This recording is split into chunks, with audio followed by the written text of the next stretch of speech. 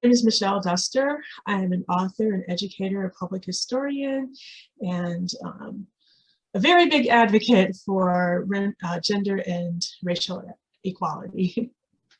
I think this project, the Equality Trailblazers project, is very important because I think it's important for our country to tell the full picture and the full history of the country. And up until this point, there's been a lot omitted.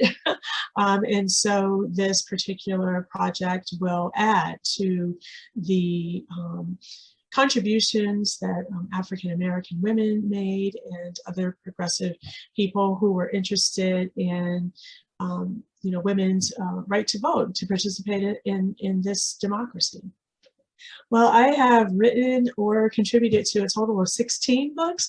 My most recent book is Ida B. the Queen, The Extraordinary Life and Legacy of Ida B. Wells. And she happens to be my great-grandmother. My grandmother's mother.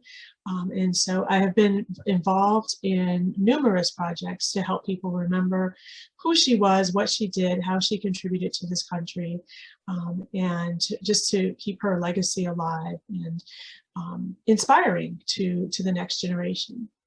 I think this monument is very important because we're at a critical point in our country right now where we're sort of having debate about what people will learn about the history of our country, who we honor, who is represented in public spaces.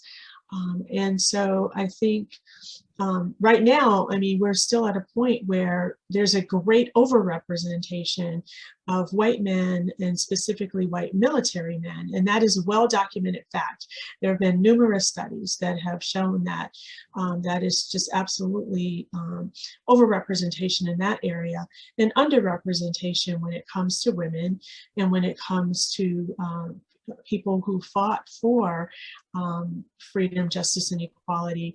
I'm sure there's some people who would argue that those who are represented already were fighting for that, but there needs to be more balance as far as what side of that argument that people were fighting for. So right now we're very unbalanced, and there needs to be some correction and some more inclusion.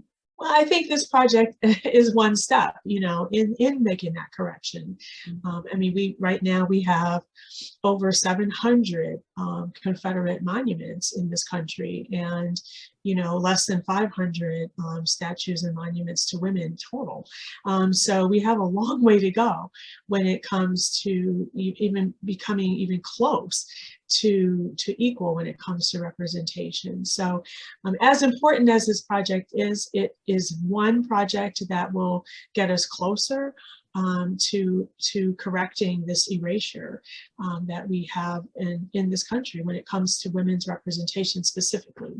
I think that the fact that this monument is being created in Memphis and is honoring and including my great-grandmother in the monument is very significant because, as many people know, Ida B. Wells lived in Memphis for over 10 years. That's where she got her start as a journalist and as an activist. And unfortunately, because of the activism and how she was so outspoken in exposing the realities regarding lynching, she was run out of Memphis in 1892 after the tragic loss of her friends, 3 of her friends who owned it, who were enterprising grocery store owners. And she exposed all of this injustice that was happening during her lifetime in that space. And so for now, what is it, almost 130 years later, for that particular city to honor her is very meaningful, and it's giving her proper due. Mm-hmm. But also for her to sort of honor the city that gave her start and gave her training. And so in multiple ways, it's very meaningful.